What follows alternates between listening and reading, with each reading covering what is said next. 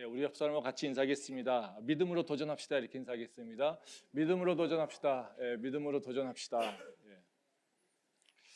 오늘은 인도하심과 성령의 임재라고 하는 제목으로 말씀을 나누려고 하는데요.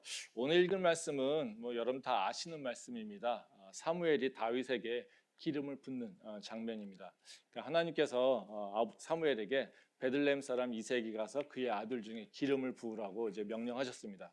그래서 사무엘이 이제 이새와 그의 아들을 제사에 초대하여서 그 모든 아들들에게 기름을 부으려고 합니다. 근데 이새의 아들이 8명인데 그 8명이 다 없고 다윗은 그 들에 가서 양을 치고 있었기 때문에 이새가 7명의 아들을 데리고 이제 사무엘이 초청한 그 제사에 참여하게 됩니다. 근데 사무엘이 그 7명의 아들을 다 이렇게 봤는데 하나님께서 선택한 아들이 아니라는 거죠. 그래서 결국에는 다윗을 불러오게 하고 또 다윗이 올 때까지 기다리면서 그 식사를 하지도 않습니다. 그러면서 결국에는 이제 사무엘이 다윗을 만나서 다윗을 기름 붓게 됩니다. 그리고 그때부터 이제 다윗이 하나님의 영에 크게 감동받았다 이렇게 마무리가 된다는 거죠. 이 말씀의 이제 핵심적 내용은 기름 부으심에 대한 얘기입니다. 16장에 있는 내용들을 조금 영화로 만든다라면 아마 두 가지 장면이지 않을까 생각합니다.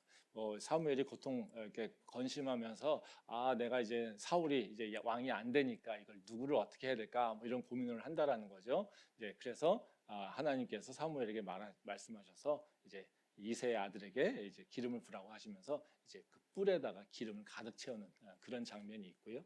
그리고 그 뿔에 기름을 들고 와서 이제 이새의 아들을 하나씩 다 보면서 이제 하나님이 택하신 아들인가 아닌가를 이제 확인하는 과정이고요. 그리고 아마도 이제 다윗을 만나고 오랫동안 기다리면서 다윗을 만나고 다윗의 머리에 기름을 부니까 아마도 이 다윗의 그 머리 가운데 하나님의 그 임재가 이렇게 형상화되는 일이 일어나지 않을까 생각됩니다. 그래서 이 얘기는 하나님이 다윗에게 기름 붓는 것 이렇게 생각된다는 거죠. 이 기름 부심이라고 하는 것은 이 장면을 통해서 우리가 결과를 또 알지 않습니까? 사울에게서 이제는 왕의 자리가 다윗에게로 옮겨가는 것을 알 수 있습니다.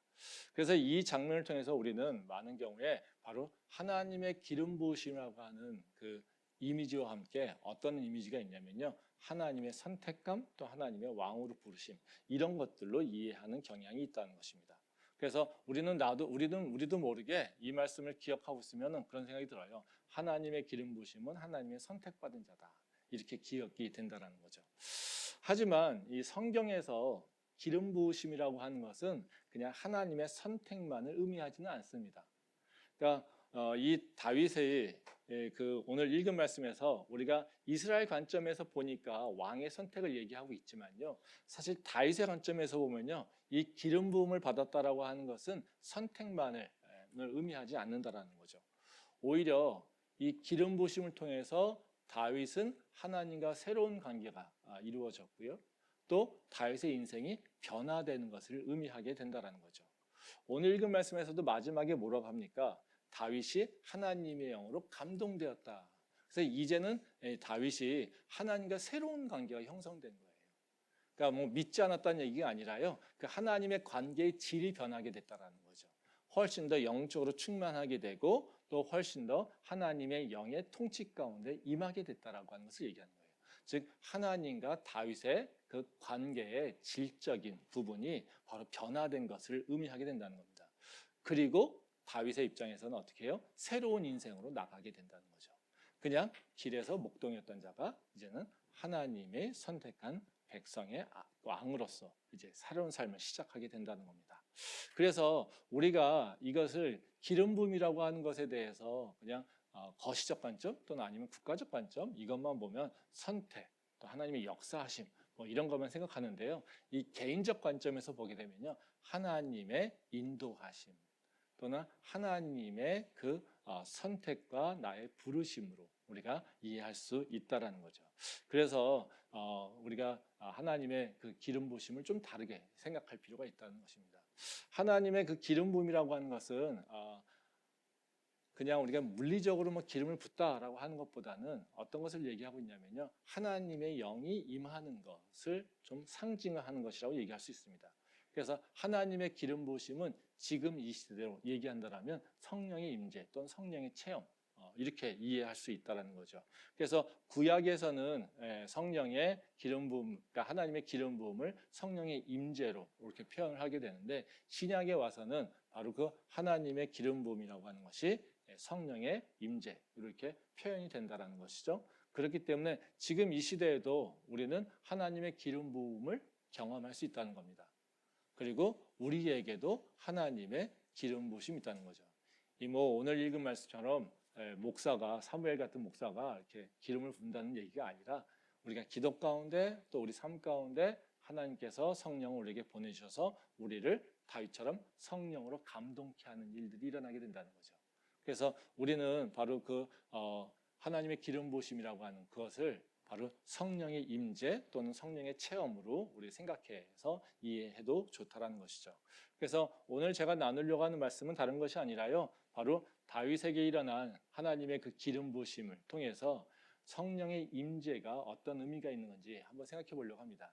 그래서 대단하게 거창한 얘기를 많이 하려고 하는 것이 아니라요, 성령의 임재에 대한 얘기를 하려면 이게 한 번에 될 수가 없잖아요, 그렇죠? 그래서 오늘 얘기하는 다윗의 삶 속에서 일어난 변화, 이것을 통하여서 우리 삶 가운데 성령이 임하게 되면 우리에게 어떤 일이 일어날까, 그리고 성령께서 우리에게 임하시면 우리는 어떤 모습으로 변화될 수 있을까, 이것에 대해서 좀 생각을 해보려고 합니다. 그래서 성령이 우리에게 임하면 우리의 삶 가운데, 우리의 인생 가운데 어떤 변화가 일어나는지 이것에 대해서 좀 생각해 보려고 합니다.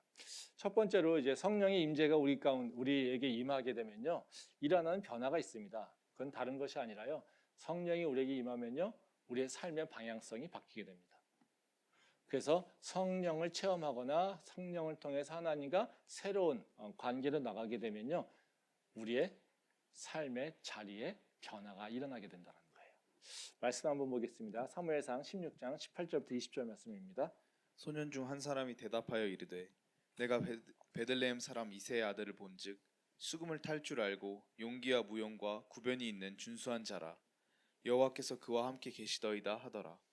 사울이 이에 전령들을 이새에게 보내어 이르되 양치는 내 아들 다윗을 내게로 보내라 하매 이새가 떡과 한 가죽 부대의 포도주와 염소 새끼를 나귀에 실리고 그의 아들 다윗을 시켜 사울에게 보내니. 예, 이 말씀은 이제 사무엘이 다윗에게 기름 부은 사건 이후에 나오는 이야기인데요. 다윗이 기름 부음 받은 이후에 다윗이 자리가 변화되는 것을 알 수 있다는 거죠. 그러니까 목동의 자리에서 바로 그 왕궁으로 이동하는 것을 얘기할 수가 있습니다. 그러니까 원래 다윗은 어떤 자리에 있었습니까? 그 목동의 자리에 있었잖아요. 들에 있었어요. 근데 그러니까 사무엘이 바로 그 다윗에게 기름 부은 이후에 어떤 일이 일어나게 되냐면요, 다윗이 그 자리에 있는 것이 아니라 이제 왕궁으로 거처로 옮기게 되는 그런 일들이 일어나게 된다는 겁니다.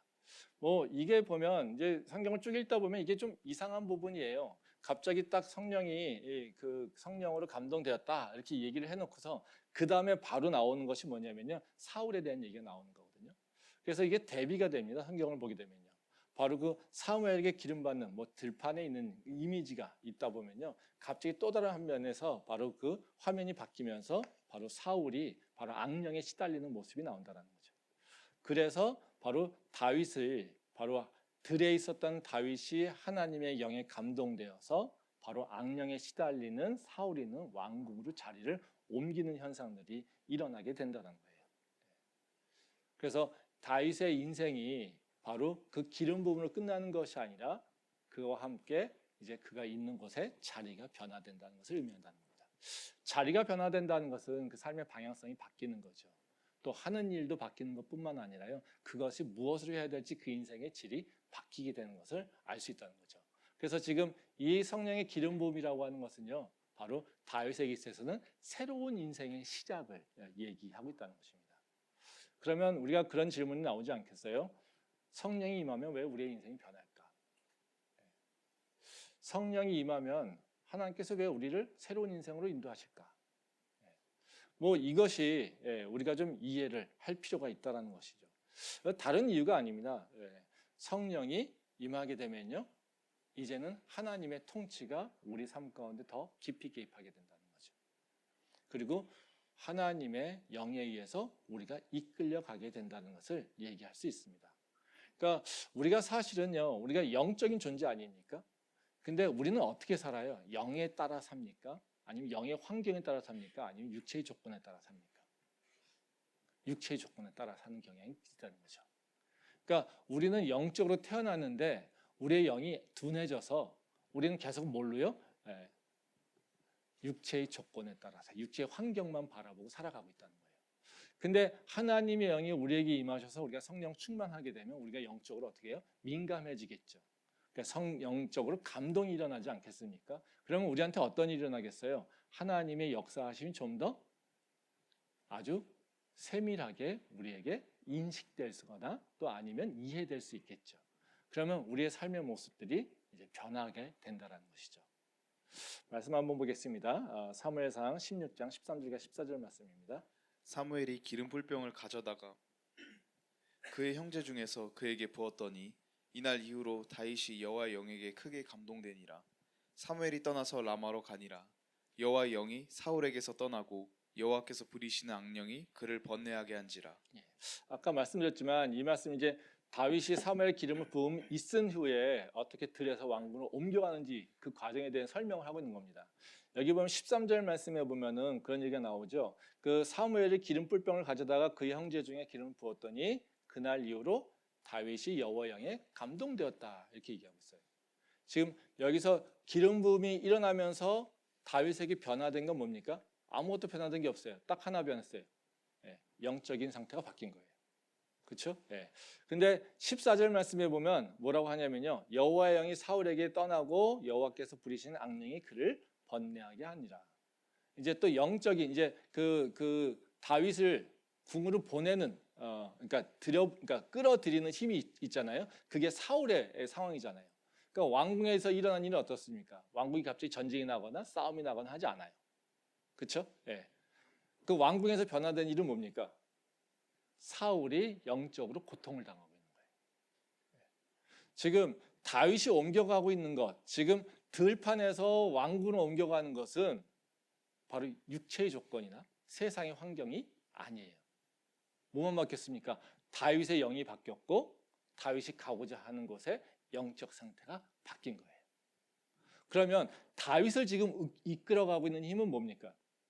육체의 조건이 아니라 바로 영적인 환경의 변화 또는 조건의 변화에 따라서 움직여 가고 있다는 거죠. 그래서 우리가 영적인 사람인데 계속해서 육체의 조건을 따라 살다 보니까 내가 있어야 될 곳이 어딘지도 모르고 그저 막 가고 있었던 거예요. 근데 하나님께서 우리를 다시 만나서 우리에게 영을 부어주시고 우리가 영적으로 다 민감하게 되면 우리한테 뭐가 보이기 시작하겠습니까? 영적인 환경과 영적으로 반응할 수 있는 능력들이 생기게 되는 거예요. 그렇기 때문에 우리가 이제는 육체의 환경에 묶이는 것이 아니라 이제 영적인 환경과 영적인 조건에 따라서 이제 움직이게 된다는 거죠. 그래서 우리는 하나님의 말씀으로 또 하나님의 그 명령을 따라서 움직이게 되는 사람으로 바뀌게 된다는 거죠. 즉, 내 삶에 이끌어가는 힘이 바로 육에서 영으로 변화되는 일들이 일어나게 된다는 겁니다. 말씀 한번 더 보겠습니다. 로마서 8장 5절부터 6절 말씀입니다. 육신을 따르는 자는 육신의 일을, 영을 따르는 자는 영의 일을 생각하나니 육신의 생각은 사망이요 영의 생각은 생명과 평안이니라. 이 말씀은 이제 성령의 임재를 경험하면 왜 우리의 인생이 변하는지를 좀 더 이제 구체적으로 얘기해주고 있잖아요. 육신을 따르는 자는 어떻게 해요? 육신의 일을 하게 되는 거죠. 그러니까 내가 육신의 조건에 막 얽매여 있으면 어떻게 해요? 우리는 계속 뭐를 하고 있습니까? 육신의 일만 감당하고 살아가는 거예요. 근데 또 한편으로는 어떤 일이 있습니까? 영을 따르는 자는 영의 일을 생각한다고 얘기하고 있어요. 그러니까 내가 영적으로 충만하면요, 내 영적인 상태에 따라서 어떻게 해요? 이제 영의 일이 무엇이 필요한 건지를 알게 돼 있어요. 그러니까 어떻게 해요? 그것을 보고서 따라가기 시작하게 된다는 거죠. 근데 여기서 분명하게 얘기하는 게 뭐를 얘기하고 있어요? 육신의 생각은 사망이요, 영의 생각은 생명과 평안이다 이렇게 얘기하고 있어요. 즉 육신을 따라가게 되면 어떻게 결국에는 죽음의 길로 가고 있다는 거고요. 영의 생각을 갖고 있다라고 한다면 어떻게 해요? 생명의 길로 가고 있다라는 거죠. 성경에서 나온 게 다 이런 얘기 아니겠습니까? 대표적으로 다니엘 서가 어때요? 다 사람들이 육체를 따라갈 때 다니엘과 그 친구들은 어떻게 해요? 영적으로 깨어 있어서 육의 조건에 따라가는 게 아니라 바로 영의 조건에 따라서 움직이는 거죠. 그래서 다니엘이 계속 보여준 건 뭡니까? 그가 매일같이 기도하고 매일같이 뭔가 그 영적으로 살아있을 때 일어났었던 일은 계속 육체의 조건들은 어떻게 도전받고 하는 거였어요. 근데 영적으로 그가 살아있어서 하나님의 영의 이끄심을 따라갈 때 다니엘은 오히려 그 모든 것들을 이겨내는 역사들을 보여주고 있다는 거죠. 그래서 우리가 영으로 충만하지 않을 때 우리는 육체의 조건만, 그 육의 상태만 이것만 바라보고 가게 됩니다. 근데 결국에는 그 인생은 어때요? 좋은 것은 아니라는 거죠. 그 끝은 사망이고 죽음이라는 거죠. 그렇지만 이제는 하나님의 영에 충만해서 내가 이제는 영적인 감각을 가지고 이제 민감하여서 영에 의해서 이끌어갈 때 성령께서 말씀하신 걸 내가 반응할 때 우리의 인생은 이제 방향성이 변하게 되는 거고 그 새로운 삶으로 나가게 된다는 것을 얘기하고 있습니다. 그래서 우리가 성령의 임재를 구해야 되는 이유는 뭐겠습니까? 내 삶이 바뀌고 싶으면 임재를 구해야 돼요. 내 지금 모습으로 살고 싶으면 계속해서 이 모습으로 살고 싶지 않으면요 성령의 임재가 필요해요. 그래야 내 인생이 바뀌게 된다는 거죠. 그러면 성령의 임재를 내가 경험하게 되면 내 삶이 어떻게 바뀔까요? 이제는 방향성만 바뀌는 것이 아니라 질적인 변화도 일어나게 됩니다. 그러니까 성령의 그 임재가 내 안에 있게 되면요 내 삶은요 열매 맺는 삶으로 바뀝니다. 그래서 만족하고 또 다른 풍요를 누릴 수 있게 된다는 거죠. 말씀 한번 보겠습니다. 사무엘상 16장 23절 말씀입니다. 하나님께서 부리시는 악령이 사울에게 이를 때에 다윗이 수금을 들고 와서 손으로 탄즉 사울이 상쾌하여 낫고 악령이 그에게서 떠나더라. 이 말씀은 이제 왕궁으로 가서 다윗이 행한 일이잖아요. 악령으로 고통을 당하는 사울에게 다윗이 한 건 뭡니까? 수금으로 연주했습니다. 그랬더니 악령을 떠나가게 했다는 거죠. 그리고 사울이 편안하게 했다는 겁니다. 우리가 겉으로 보면 뭐예요? 음악 치료잖아요. 그렇죠? 음악 치료. 근데 사울이 대단한 연주가입니까? 여기서 지금 우리가 수금을 키고 있다고 얘기하지만 사실은 그러니까 다윗이 수금을 너무 잘 켜서 과연 사울의 영을 고칠 수 있었을까요? 아니라는 거죠. 여기에서 드러나는 것은 다윗이 영적으로 충만하여서 바로 사울의 영을 지배하고 있다 또는 아니면 사울의 영에 영향을 주고 있다 이렇게 얘기를 하진 않습니다. 그렇죠? 근데 우리가 알 수 있는 것은 다윗이 수금을 잘 켜는 자입니까? 음악가입니까? 거기에 성경에는 그런 얘기 하는 것도 없어요. 그렇죠? 그러면 우리가 이 앞쪽에서 나왔던 이 얘기를 보게 되면요, 바로 다윗에 대해서 설명했던 성경에 대한 구절은 뭡니까? 성령의 임재가 임하니까 다윗이 하나님의 영으로 충만하더라. 이거밖에 없어요. 그렇죠? 그러면 지금 어떤 일을 얘기하고 있는 거냐면요, 다윗이 지금 수금을 키고 있지만요, 그 일어난 변화는 뭡니까? 사울의 영적 변화예요. 그렇다면 우리가 다윗이 지금 하고 있는 일에서 열매 맺은 것은 사울을 편안하게 해주는 거잖아요. 그럼 이것이 어떤 능력의 얘기겠습니까? 다윗이 수금을 잘 켜서가 아니라 다윗이 성령으로 충만하여서 사울에게 선한 영향력을 지금 행사하고 있다는 거죠. 성령의 임재가 우리에게 임하여서 우리가 성령으로 충만할 때 일어나는 것은 뭐냐면요, 우리가 경험하는 것은 하나님의 능력이에요. 하나님이 우리도 못하고 있었던 일들을, 우리가 상상하지도 못했던 일을, 내가 잘하는지도 못했던 일들을 하나님께서 나에게 할 수 있게 하신다는 거죠. 내가 이런 것도 할 수 있었나? 내가 이런 생각을 하고 있었는데 나한테 그런 능력이 드러나게 된다는 거예요. 세상 사람들은 내 안에 일어나는 하나님의 역사하심을 모르니까 어때요? 저 사람이 저런 능력이 있었나 보다 이렇게 생각하겠죠. 지금 다윗이 수금을 펴면서 사울을 평안하게 하는 것처럼 저 사람의 음악은 특별한가 보네, 다윗은 특별한 음악을 하나 보네, 사람들은 그렇겠죠. 다윗은 어떻게 얘기했겠습니까? 내가 음악을 잘하는 게 아니라 내가 수금을 특별하게 가르치는 것이 아니라 하나님의 영이 내게 임하셔서 내가 다른 연주를 하게 하셨어. 이걸 고백하게 하지 않겠습니까? 성경에서 나오는 바로 그 줄간에 나와 있는 얘기는 뭐냐면요. 다윗이 하나님의 영이 충만하게 되면서 바로 악령으로 고통당하는 사울을 치유하는 일들이 나타나게 된다는 거죠. 그것이 바로 다윗의 수금을 키는 일을 통해서 나타나게 된다는 겁니다.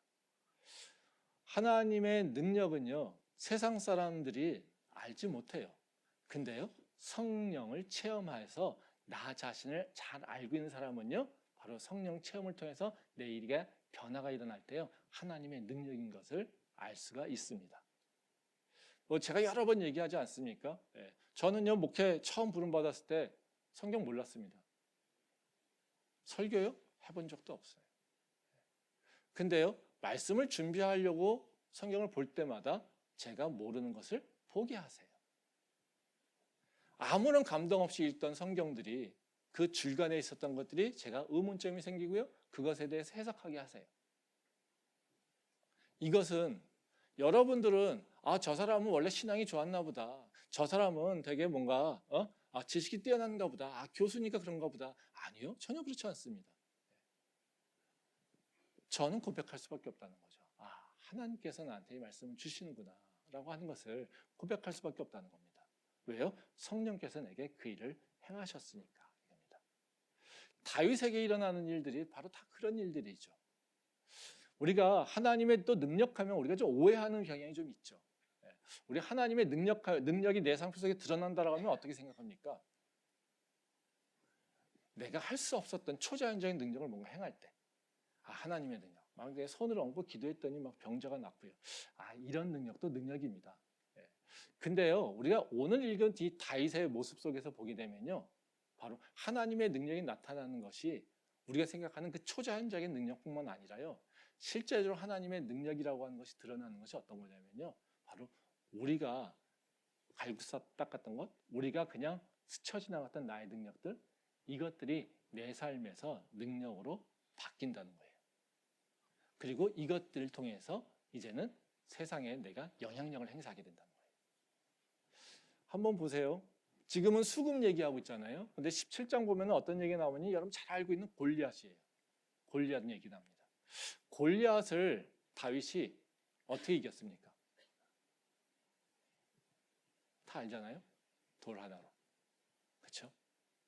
돌로 다윗의 머리를 정통하게 맞춰서요.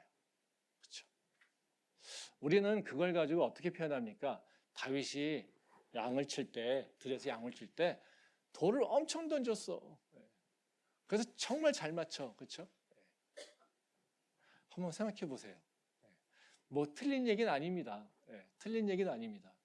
근데 다윗이 연습 많이 했다고 해서 돌 하나로 골리앗을 이겼을까요? 우린 그 역사 가운데 다윗의 능력이 출중한다고 우리가 인정할 수 있겠습니까? 그렇지 않잖아요. 그것은 뭡니까? 하나님의 역사죠. 돌 하나로 거인과 같은 골리앗을 조그만 소녀가 바로 무찌른 것은 바로 다윗이 보이지 않는 곳에서 열심히 돌을 팔매질을 연습해서 그런 것이 아니라 바로 돌팔매질 할 수 있는 다윗을 바로 그 능력을 온전하게 드러내서 세상 사람들에게 유익을 낼 수 있는 바로 하나님의 영광을 나타낼 수 있는 그 능력으로 바꿔놓으신 겁니다. 다시 말하면요, 다윗이 갖고 있었던 능력이 아무도 관심 갖지 않는 능력이었는데 이제는 하나님께서요 그의 인생을 바꿔놓으시니까요 어떻게 해요? 그가 갖고 있는 능력을요 이제는 열매 맺게 하고요 사람들을 놀랍게 하고요 그것이 아무것도 아니었던 것이요 정말로 매우 귀중한 능력이라고 사람들은 이해하게 된다는 겁니다. 하나님이 우리를 변화시키는 건요 갑자기 우리에게 새로운 사람으로 막 떨쳐서 갑자기 360도로 완전히 바꾸는다요? 저는 그렇게 생각하지 않아요. 그건 하나님의 섭리에도 맞지 않고요 제가 체험한 하나님도 그렇게 되지 않아요. 근데요, 하나님께서 행하시는 일 가운데는요, 어떤 일이냐면요, 내 안에 있었던 것들을 재발견하게 만드세요. 나를 새롭게 보게 만드세요. 그래서 세상 사람들이 어떻게 해요? 저 사람이 저런 게 있었어? 저런 게 있었어? 다 그게 놀라는 거예요. 오순절 성령 강림이 일어난 다음에 바로 제자들에게 일어났던 일은 뭡니까? 길에 서서 그들이 목소리를 높여서 복음을 전했다는 겁니다. 한번 생각해 보세요. 바울이 그렇게 복음을 전할 수 있는 능력이 있었습니까? 그런 담대함이 있었습니까? 아니, 없었어요. 복음을 전할 수 있는 그런 지식과 지혜가 있었습니까? 없었어요. 근데 베드로도 그렇고 다른 제자들도 모르고 도 그렇고 다 어떻습니까? 그냥 예수님 따라다니면서 알고 있었던 거예요. 그 들었던 거예요. 근데 그들이요, 그걸 제대로 이해하지 못했어요. 근데 그들 마음속에 계속해서 하는 예수님께서 계속 가르쳐줬으니까 어떻게 해요? 들었었던 것이 있는 거예요. 근데 성령이 임하니까 어떻게 해요? 복음도 정리가 안 된 자들이 어떻게 해요? 서서 외쳐서 복음을 전했다고 합니다. 어떤 일이 일어났겠습니까? 우리가 추측하건대 베드로가 갑자기 복음을 정리해서 바울처럼 정리한 게 아니에요. 공부한 게. 그가 들었던 것들이 갑자기 어떻게 해요? 능력이 드러나면서 선포할 수 있게 하고 담대함이 있게 됐다는 거죠. 어찌 보면 베드로는요, 자기가 알고 있는지 모르고 있는지도 모르고 있는 것들. 아, 내가 이런 것들을 예수님한테 배웠구나. 이런 것도 잘 모르고 있는 것들. 이런 것들이 아마도 말에 튀어나오지 않았겠습니까? 그게 방언이고 예언 아니겠습니까? 우리가 하나님의 능력이라고 하는 것을요, 좀 오해하는 경향이 있어요. 뭔가 대단한 것, 엄청 큰 것. 근데 그렇지 않습니다. 그런 것도 있을 수 있지만요, 그런 것에 한정되어서 하나님의 능력을 이해하면 안 된다는 거죠. 하나님이 나에게 성령의 충만함을 주시고 나를 이끌어 가실 때는 바로 내가 모르고 있는 능력들이 나에게 드러날 뿐만 아니라 내가 하나님의 말씀에 따라서 순종하여서 뭔가 도전하고 나갈 때 그것들이 열매가 맺어지는 것이, 이것이 하나님의 축복이고 하나님의 능력이 나타나는 거예요. 근데 우리는 그것을 바로 하나님의 능력으로 인식하고 있지 않기 때문에 계속해서 성령의 능력을 고백하지 못하는 거라는 거죠. 한번 인생을 한번 돌아보십시오. 하나님의 인도하심이 내 삶에 없었는지. 그런 마음이 든다면 내가 어렵고 힘들 때, 내가 그 고난 가운데, 그 환난 가운데서 어떻게 내가 나왔는지 한번 생각해 보십시오. 내 능력으로 나왔는지 아니면 하나님의 은혜로 나왔는지 한번 그것만 솔직하게 우리가 다시 한번 돌아볼 수 있다면 하나님의 은혜가, 그리고 하나님의 은혜를 통해서 내 안에 있었던 능력들이 이제는 발현되어서 그 어려움을 극복할 수 있었다는 것을 우리는 고백하지 않을 수가 없다는 거죠. 저는 우리 캠퍼스 예배 성도님들이 성령에 대해서 바르게 이해할 수 있기를 원합니다. 그리고 성령님과 좀 더 가까이 되기를 원해요. 그리고 성령님이 바로 오늘 다윗에게 그 충만하여서 다윗의 인생이 바뀐 것처럼 우리 캠퍼스의 모든 성도님들 가운데 바로 그런 변화가 일어나기를 원해요. 전혀 이번 수련회를 통해서 기대하고 있고 기도하고 있는 것은 그런 겁니다. 이 준비하는 과정에서 한 마음으로 기도하는 성도들이 성령의 체험을 하고 성령의 임재를 경험하고 그래서 그 삶이 변화되기를 원하는 겁니다.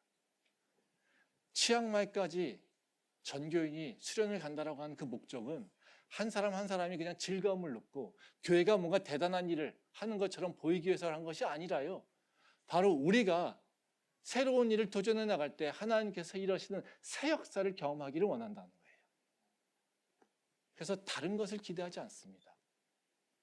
우리가 다시 한번 수련회를 통해서 또 교회의 도전을 통해서 하나님의 임재가 우리 성도 가운데 다시 임하기를, 그리고 새롭게 임하기를, 그리고 더 강력하게 임하기를 우리가 간구해야 됩니다. 그런 한 마음으로 우리가 기도할 수 있으면 좋겠습니다. 그러면 뭐 그런 생각을 하지 않겠습니까? 하나님께서 우리에게 임하시면 우리의 삶이 변하는데, 근데 나한테는 안 오더라. 그렇죠? 다른 사람들에게는 오는데 나한테는 안 오더라. 예? 항상 보면요, 하나님의 역사를 막 이렇게 얘기하고 나서요, 예, 믿어? 그러면요, 그런 얘기 하더라고요. 맞아요, 목사님 얘기대로요, 하나님이 있긴 있는 것 같아요. 근데 나한테는 안 일어나요, 그런 일이. 예. 나한테도 그런 역사 일어나면 내가 믿을 것 같은데요, 나한테는 안 일어나요. 다른 사람은 그런 거 있다는 거 보니까 믿는 거 있는 것 같아요, 실제로. 근데요, 나한테는 안 일어나요. 이런 거죠. 대부분 사람들이 그렇게 얘기해요. 이렇게 논리적으로 이해가 되고 났는데 이게 감정적으로 이게 받아들이지 않으니까요. 예. 다 하는 그 피해가는 거는 뭐예요? 그래요, 인정할게요. 근데 난 믿어지진 않아요. 왜? 나한테 안 일어났으니까. 그럼 우리한테 일어나려면 어떻게 해야 될까요? 나한테 일어나지 않는 것이 문제라면 나한테 일어날 수 있도록 뭔가 해야 될 거 아니에요. 그렇죠? 예. 그래야지 말 거 아니겠습니까? 예. 어떻게 해야 될까요? 다른 것이 없습니다. 예. 구하는 수밖에 없어요. 기도하는 수밖에 없어요. 찾는 수밖에 없어요. 그게 전부예요.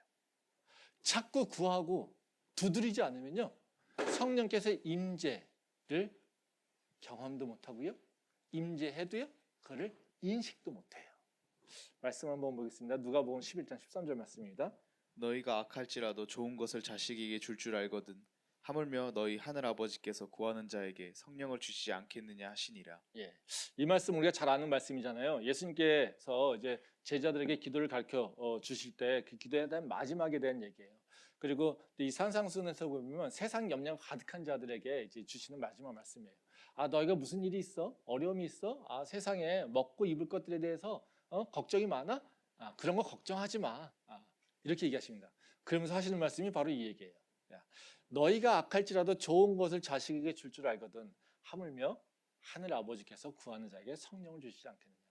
이전에는 성령 얘기가 없습니다. 다 먹고 입고 하는 것에 대한 얘기를 하고 있어요.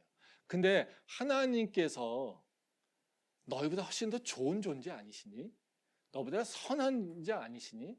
야, 악한 아버지들도 자식한테는 좋은 걸 줄 알아.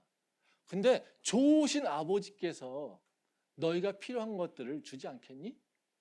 그러니까 너희는 그 아버지께 구하면 돼. 간구하면 돼. 그래서 뭐라고 하십니까? 성령을 주시지 않겠느냐, 이런 얘기한다는 거죠. 왜요? 성령을 주시면 우리가 보면 어때요? 예, 다윗한테 딴 거 주시지 않았잖아요. 성령 주시니까요, 그 삶이 바뀌었잖아요. 성령 주시니까요, 그 삶이 새로워졌잖아요. 성령 주시니까요, 다윗이 완전히 새로운 모습을 바뀌었잖아요. 그러니까 예수님께서 뭐라고 하세요? 야, 성령을 주실 거야. 그러니까 구해, 예, 찾아, 두드려. 이러면 너희가 바뀔 거야. 이런 거라는 거죠. 그래서 우리가 원하는 것은 다른 것이 아니라 바로 성령을 구하면 된다는 것이죠. 우리의 삶이 변화되기를 원한다면요, 다른 걸 구하지 마십시오. 성령 하나님 구하십시오. 내가 하나님 만나고 싶어요. 내가 예수님 다시 한번 만나고 싶어요. 내가 성령의 임재 가운데 경험하기를 원해요. 내가 성령의 충만함을 내가 경험하기를 원해요. 이것을 주님한테 구하십시오. 그러면 어떻게 해요? 우리의 삶이 변한다는 거죠. 근데 이게 쉽지 않아요. 구한다는 건 되게 간단하잖아요. 근데요, 구한다는 건 간단하지만 우리가 그걸 실천하기 쉽지 않습니다. 이게 성령을 구하는 기도가 어려워서 그런 게 아니에요. 뭐가 문제일까요? 우리 마음의 문제예요. 우리가 성령 하나님에 대해서 가장 중요하고 가장 본질적이고 우리 삶에 있어서 가장 핵심적인 요소라고 하는 것을 인정하지 못하기 때문에 우리는 그것을 구할 수가 없어요. 제가 학생들하고 상담하다 보면요, 공통적인 것이 있어요. 많은 애들이 와가지고 상담하는 이유는 뭐였습니까? 그래도 열심히 구하는 애들이에요.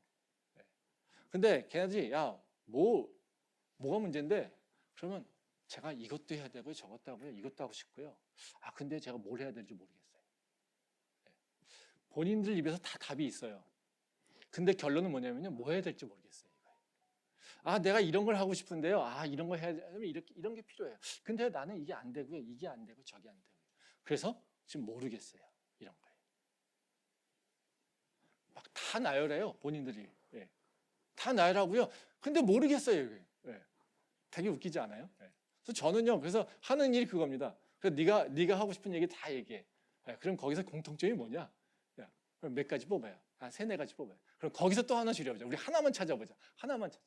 예. 하나에 집중하게. 그러면 그것만 시키는 거거든요. 근데 그러면 바뀌냐? 그거 집중하면 바뀐단 말이에요. 근데 안 바뀌어요. 안 해요. 근데 실제로 그것을 하면요, 바뀌어요. 저 같은 경우는 제가 그런 경험을 하거든요. 창피한 얘기지만 제가 대학 다닐 때 이렇게 1년 때 놀다가 이게 진로를 찾아야 되겠고 뭘 해야 되는데 모르겠더라고요. 예. 그럼 공부도 하던 놈이 공부의 길을 알지. 공부도 안 하다가 갑자기 공부하려고 하면요, 어떤 생각이 드냐면요, 뭐부터 봐야지 이거예요. 무슨 책을 봐야지. 그러니까 공부하던 사람이 공부의 길을 찾아서 무슨 책을 보면 돼 이렇게 하지, 아무것도 모르면요, 이 책도 봐야 될 거예요, 이것도 공부해야 될 것 같고 저것도 공부해야 될 거 막 헤매요. 그러니까 저도요, 이제는 공부 좀 해야지라고 해서 딱 이렇게 뭐 새로운 마음으로 이제 하려고 했더니요, 모르겠더라고요. 뭘 해야 될지 모르겠어요. 그래서 제가 쭉 보다 보니까요, 야, 이건 내가 뭘 하든지 간에 필요한 건 영어더라. 그리고 영어는 좀 하던 게 어떻게 하는지 알잖아요. 그렇죠? 그래서 거의 한 6개월을 영어만 했어요. 전공은 어디로 들어가야 될지 모르겠더라고요. 그러다 보니까 이게 하나씩 하나씩 보이더라고요. 내가 어떤 걸로 가야 되겠고 어느 길도 가야 되겠고 이런 생각. 그래서 저는 원래 교수가 되고 싶어 하는 마음이 없었습니다. 근데 제가 교수의 꿈을 꾸고 제가 한 6년? 6년, 7년 만에 제가 교수가 됐거든요. 그러니까 저는 그전에는 교수가 되겠다는 꿈도 없고요. 뭔지 모르겠었어요. 근데 막연하게 뭐든 해야 될 것 같아요. 그래서 뭘 해야 될지 모르니까 그냥 요새 애들 얘기하는 뭐 깜깜인가요? 뭐 이렇게 그 영어 공부는 열심히 한 거예요. 근데 그때 열심히 했던 게 유학 준비할 때 도움이 됐어요. 근데 그걸 하다 보니까 뭔가 생긴다는 거죠. 한번 생각해 보세요. 우리 인생에서 그러면 여러 가지 문제가 있지 않습니까? 공부뿐만 아니라 다양하게 문제가 있지 않습니까? 그러면 우리 인생에서 갑자기 내가 생각하기에 이것도 문제 저것도 문제 막 산재해 있어요. 근데 문제를 풀어야 돼요. 변화되고 싶어요. 어떻게 될까요? 우리는요, 이 문제 해결하려고 하다 보면요, 이 문제가 생각나요. 그럼 이 문제 하다가 손 놓고요, 또 이 문제 막 지켜내요. 이 문제 막 하다 보니까 이것도 잘 안 돼요? 그럼 또 이 문제 해요. 이거 하다 보니까 이게 다시 또 문제네? 이거 막 해요. 그래서 우리는 뭐 하다가 맙니까? 여기 조금 저기 조금 이거 하다가 매일같이 순환하다가 우린 끝나요. 문제로 깊이 들어가지 않고 문제를 해결하지도 않고 어떻게 해요? 이렇게 쑥 방황하다가 끝난다는 거죠. 그게 어찌 보면 우리 삶이에요. 그러면 한번 생각해 보세요. 이 모든 문제를 다 같이 풀 수 있는 방법 어떻게 풀 수 있겠습니까? 이 문제들의 공통점을 뽑으면 돼요. 문제들을 다 동일하게 만들어내는 이유를 찾아내면 돼요. 근데 분명하게 말씀드릴 수 있는 건요, 그 핵심은 다 어디에 있을까요? 영적으로 지쳐있거나 영적으로 깨어있지 않아서 그렇다는 거죠. 내가 영적으로 깨어있으면 다니엘과 같은 지혜가 있지 않겠습니까? 우리가 영적으로 깨어있으면 요셉과 같은 지혜가 있지 않겠습니까? 우리가 기대하는 게 그거 아니겠습니까? 요셉이 어떻게 지혜로웠습니까? 요셉이 어떻게 그런 문제를 다 해결할 수 있었습니까? 영적으로 깨어있지 않아서 그렇지 않습니까? 다니엘이 어떻게 바로 그런 삶을 살아갈 수 있었어요? 그렇게 그 모든 문제들을 해결할 수 있었던 이유는 뭡니까? 다른 거 아니에요. 영적으로 깨어있기 때문에 그래요. 우리는 바로 그 영적으로 깨어있을 때 우리가 여러 가지 문제들을 해결할 수 있는 능력이 생겨요. 그러면 내가 너무 문제가 산만해요? 문제가 너무 많아요? 그럼 다 걷어치십시오. 뭐부터 하시면 됩니까? 영적인 문제를 해결하면 돼요. 그러면 내 삶에 새로운 것들이 변화되기 시작한다는 거죠. 보지 못했던 걸 보게 되고요. 문제의 본질을 깨닫지 못했던 걸 깨닫게 되는 거고요. 그리고 해결책을 보지 못했던 걸 해결할 수 있게 되는 거고요. 도움자를 보지 못했던 걸 도움자를 만나게 되는 거고요.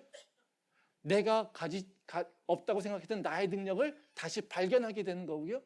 마치 다윗이 바로 수금을 펴는 것처럼 내가 작은 능력으로 도전했더니 그것이 하나님께서 역사하셔서 바로 그것이 세상을 바꾸는 변화가 일어나게 되는 거고요. 그게 모든 것이 다 어디예요? 영적인 문제라는 거예요. 이 문제를 다루지 않고 표피적인 문제만 해결하려고 하니까 우리는 계속해서 문제 겉에만 왔다 갔다 하는 그런 모습으로 번뇌하며 살고 있다는 거죠. 제가 자신 있게 여러분들에게 도전합니다. 성령을 만나시기 바랍니다. 삶이 바뀝니다. 그것이 성령으로 새로워지면요, 내 모습이 바뀌는 것만이 아니라요, 나를 둘러싼 세상도 바뀌게 됩니다. 그게 바로 하나님께서 우리에게 주신 역사예요. 말씀 한번 마지막으로 보고 마무리하겠습니다. 시편 40편 1절입니다. 하나님이여 사슴이 시냇물을 찾기에 갈급함 같이 내 영혼이 주를 찾기에 갈급하나이다. 11절 말씀 보겠습니다. 내 영혼아 네가 어찌하여 낙심하며 어찌하여 내 속에서 불안해하는가. 너는 하나님께 소망을 두라. 나는 그가 나타나 도우심으로 말미암아 내 하나님을 여전히 찬송하리로다. 이 말씀은 여러분 아시는 말씀이죠. 시편 42편의 말씀입니다. 시편 42편의 처음하고 끝이에요. 그러니까 시편의 처음은 대부분 문제 제기 아니면 그 신앙 고백을 얘기하고 있어요. 그리고 자기의 모습을 얘기하고 있어요. 뭐라고 얘기하고 있어요? 하나님이여 사슴이 시냇물을 찾기에 갈급함 같이 내 영혼이 주를 찾기에 갈급하나이다. 그 다음에 2절 나오는 게 자기 문제예요. 낭망합니다. 소망이 없습니다. 세상에는 하나님이 없다고 합니다. 나한테요, 내가 고통당하고 있는데요, 세상 사람들이 나한테요, 야 하나님이 없잖아, 그러니까 네가 고통당하고 있잖아, 이러고 있습니다. 내가 소망을 어디다 둘까요? 이러면서 하나님한테 지금 얘기하고 있는 거예요. 근데 세상 사람들은요, 하나님이 없다고 나한테 자꾸 비난하고요, 하나님 믿지 말라고 얘기하고요, 너 모습 그렇게 살면 안 된다고 얘기하고 있습니다. 근데요, 나 하나님을 믿어요. 그래서 지금 뭐라고 하세요? 하나님이여 사슴이 시냇물을 찾기에 갈급한 같이 내 영혼이 주를 찾아서 갈급합니다. 이러고 지금 기도하며 나가는 것이 바로 시편 42편이에요. 근데 마지막에 이 기도를 하면서 나가는 자가 뭐라고 얘기합니까? 11절의 말씀에 보면 그런 얘기 나옵니다. 내 영혼아 내가 어찌하여 낙심하며 어찌하여 내 속에서 불안하냐. 스스로에게 얘기한다는 거죠. 스스로에게. 너가 어찌하여서 낭망하며 어찌하여서 불안해하느냐. 고민하고 힘들어하고 낭망했던 바로 그 자가 뭐라고 고백하고 있습니까? 하나님에게 소망이 있어. 하나님에게 소망을 둬야 돼. 그래야 살 수 있어. 이러고 고백하고 있지 않습니까? 우리도 마찬가지입니다. 우리가 문제가 가득하다고 할 때 우리는 다른 것을 해야 되는 것이 아니라요, 하나님을 찾으면 돼요. 세상 사람들이요, 바로 하나님이 없다라고 얘기할 때도 우리는 하나님을 구하면 돼요.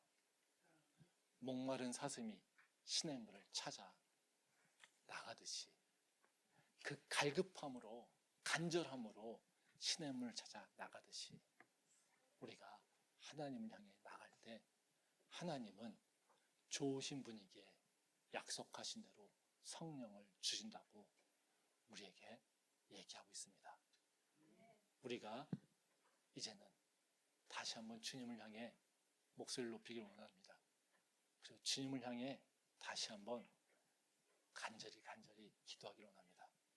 나에게도 성령을 다시 내어주셔서 이제는 성령으로 내 삶이 변화되게 해주십시오라고 하는 기도가 우리 모두의 기도가 될 수 있기를 소망합니다. 기도하겠습니다.